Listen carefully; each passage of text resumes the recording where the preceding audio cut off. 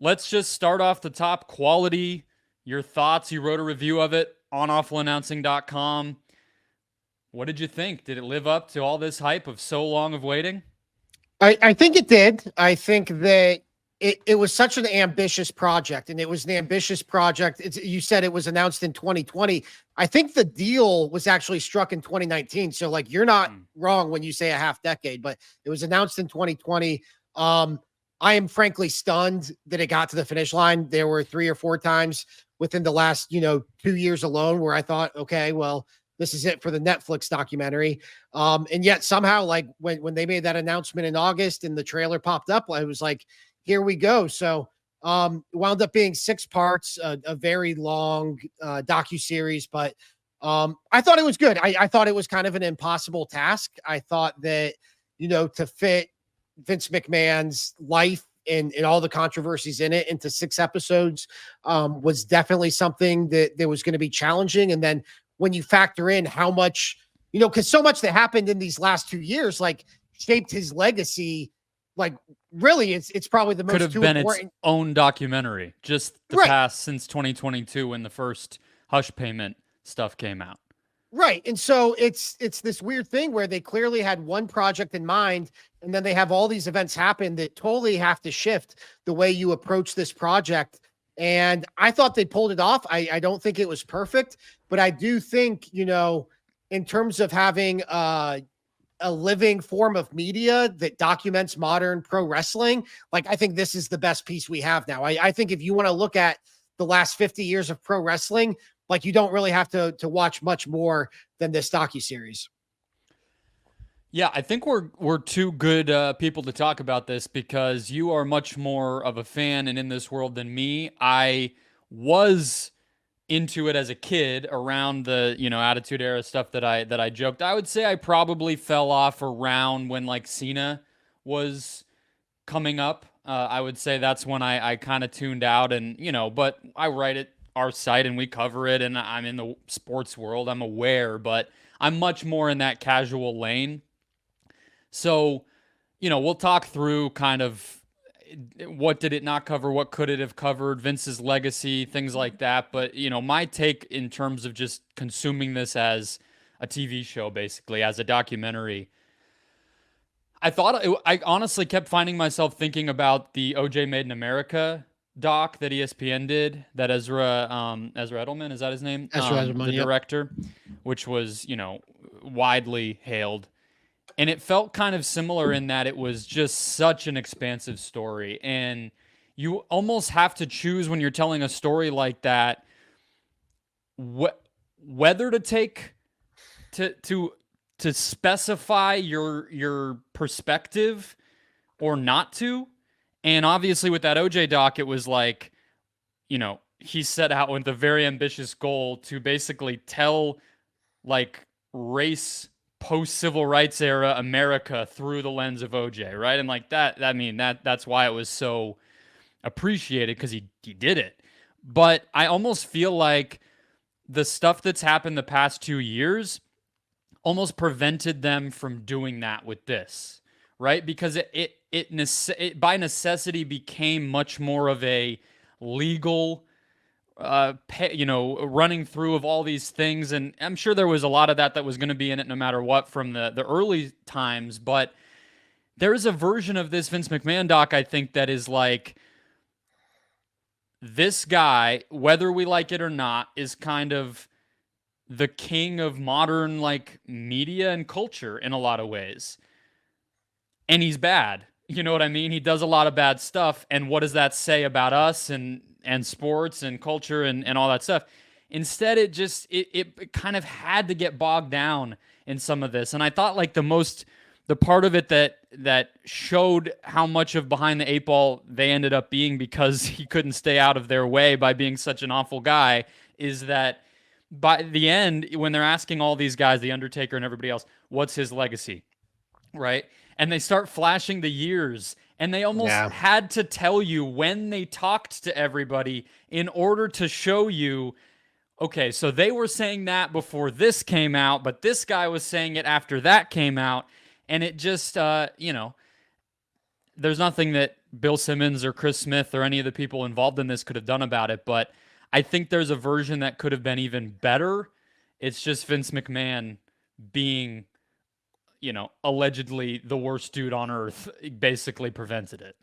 Yeah, that was one of the things. Like, it's definitely a flawed project because it's disjointed in the sense that most of the interviews, pretty much the overwhelming amount of the interviews, were done before the initial accusations, let alone the accusations that came a year later that forced him to ultimately resign for good.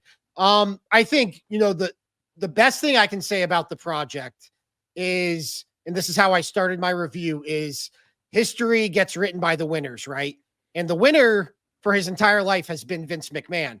And so Vince McMahon has gotten to tell pro wrestling's history through his own lens. And so most of the pro wrestling documentaries you will find, at least in the mainstream, are WWE productions. And so Vince can go back and talk about the Monday Night Wars and frame it in a way that makes Ted Turner look like this, evil billionaire who was trying to put a family-owned business out of business. This is like the first time I've ever seen Vince McMahon a part of a project where he didn't have the final word. And to me, it was just so refreshing because they weren't afraid to make him look stupid. He looked stupid a lot of times throughout this documentary. They embarrassed Stephanie McMahon, his daughter. They showed a clip of her talking about Mike Tyson and clearly being unaware that WWE had hired him after the rape trial. It was it was so refreshing to at least see Vince McMahon held accountable in a piece like this to a degree. But yeah, I don't know necessarily how they could have gotten around those flaws as far as, the mistiming of the interviews because of the way the allegations came out. But on the flip side, I mean, you never want to say you're thankful the allegations came out, but they are ultimately what happened. So it's a good thing they came to light. And I do think the version of this project, had it not been for those allegations, probably would have been like a faux hard-hitting documentary where it was like, hey, Vince McMahon was this flawed guy, but he gave us pro wrestling. I didn't think that this project really had much shades of gray in terms of what you should think about Vince McMahon. Me neither. And I think, like, if anything, maybe the way I would put it is the version, like, because of, so 2022, the fact of these hush money payments comes out. He steps away. He comes back later, a few months later, less than a year later, and then in January of this year, it comes out that he's under federal investigation, and there's even more explicit allegations of sexual assault and trafficking, and he has not been back since. It's like, it could have just probably, if they had known this was coming, you just wait 5 years and you can probably just do a better job, right? But it is what it is. I agree with you on the side of Vince. I thought that getting him on the record, even as loony as he comes off at times and how much he just flat out lies to the camera, I thought that they did a good job of, like, there's like some more embarrassing moments for him, like if I did that with the, I believe it was like the referee, Rita Chatterton. Yeah. Then I would have, the statute of limitations was already up. So basically who cares? Like that's just ugly. He's just being an asshole. But like, the part that I thought embarrassed him the most, that was like a testament to the filmmakers, was that chunk when he's talking about the Attitude Era and he says, it's not like we did anything with rape, and then a clip of him talking about rape. We didn't do anything with racism. It's like dudes in blackface. You know what I mean? It was just like, illustrating the ridiculousness. But it's funny, like there's also a side of it where I don't know if I would say it definitely wasn't sympathetic in any way, shape, or form, but it definitely, it's maybe just, we all kind of know people like him, even if they're not billionaires, where it did highlight that the dude he's not of a sane mind and body, right? Like something broke, and that was more obvious than it ever has been to me.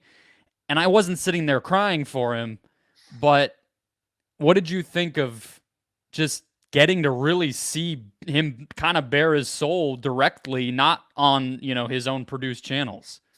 It was interesting because, so the way they address the allegations, right, is They talk about them at the top of the docuseries in the first episode, and then they really don't talk about them again until the very end. And so my concern watching the first episode was, all right, we're going to talk about like these really serious allegations of sex trafficking and sexual assault. And then like, we're going to try to make it sound like, well, he dominated the territories. And like, this is another Vince McMahon controversy, or even the steroid trial, pales in comparison to what Vince is being accused of now. But I thought like one of the positives of the series was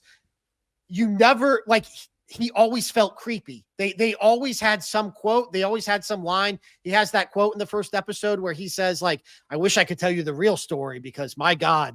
And like, you never lost that sense of like eeriness and creepiness when it comes to Vince McMahon. And I think that's a product of Vince McMahon. I think if you spend 6 hours with Vince McMahon, it's going to feel really creepy. And there's going to be stuff that really makes you have pause about a lot of things. And so I thought like, I don't know if we'll ever, David Shoemaker, who works for The Ringer and was a talking head on this, he said this on the Bill Simmons podcast, was like, I don't know if we'll ever truly know who Vince McMahon is because I don't think Vince knows who he is. So I think that you saw them try to kind of crack that code, and there's some stuff with his childhood that I don't even think he seems fully like in touch with, but yeah, it's just that to me was one of the things that stood out was spending 6 hours with Vince McMahon and just the creepiness of it all. Yeah, that line or some of those points made me think back to what you wrote about in terms of him not being the final author of this. It felt like I think that line came in the first episode of like, or one of the opening moments of the whole thing of him saying like, I would never want to really let anybody get to know me. It almost felt like he thought he was still going to get to decide if anyone really got to know him through the process of this documentary. You know what I mean? It's like, hate to break it to you, man, but we're gonna find a lot of things out about you here in this series, no matter what you say. But he had regrets about doing it. He wanted to buy it back once he saw the early cuts. So did you think it really went that far in making him look so bad? Like that was one thing I kept thinking about is like, because he tried to buy it back and he releases the statement the day of. I don't think it was so ugly that if I were him, I would be like, it was a lot of stuff that was public. There wasn't some surprise witness interview that, they didn't get the woman accusing him of the stuff now to sit for this or, anything like that. It didn't, I don't know. It wasn't anything that if I'm him, I didn't already feel like was out there. I think even something like, so you referenced the statement he made about Rita Chatterton, who was a female referee in the 1980s who accused him of rape. Back then, she accused him of rape, I think in the early 1990s. And Vince talked about it for the first time on record. And he said it wasn't rape, it was consensual. But actually, had it been rape, the statute of limitations had passed, so it doesn't really matter. He didn't say it doesn't matter, but that's obviously what he was implying.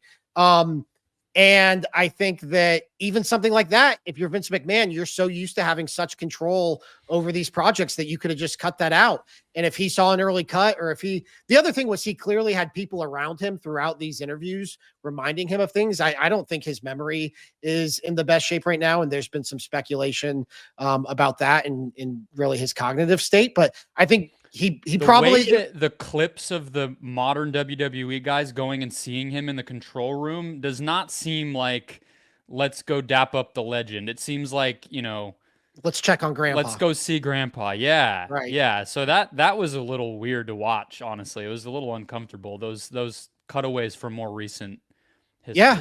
And I think that also speaks to the weird relationship that a lot of wrestlers have with him who view him as a father figure. And you've seen that throughout wrestling. A lot of legends like just not knowing how to talk about Vince McMahon because they don't want to bury him even after all that's come out. But I am interested like what you thought about this just in terms of an overall project, because like one thing I found myself, no pun intended, wrestling with is for somebody like me, who's like a pretty diehard wrestling fan, a lot of the stuff in there I had already known.